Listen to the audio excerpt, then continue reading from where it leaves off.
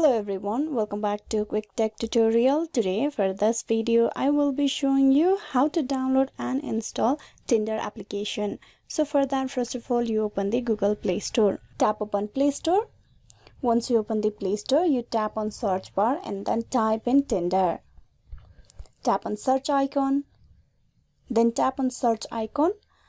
It will show you the search result for Tinder. You tap on install beside it and wait for the application to be downloaded. Tinder is an online dating application where you will be able to meet and communicate with the people from all around the world.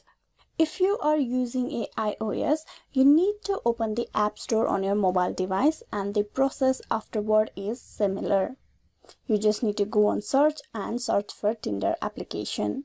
You can see the application has been downloaded. Now you tap on open, and with that you have successfully downloaded and installed the Tinder app. Hope this video was useful. Please like and subscribe the Quick Tech Tutorial. Thank you for watching till the very end.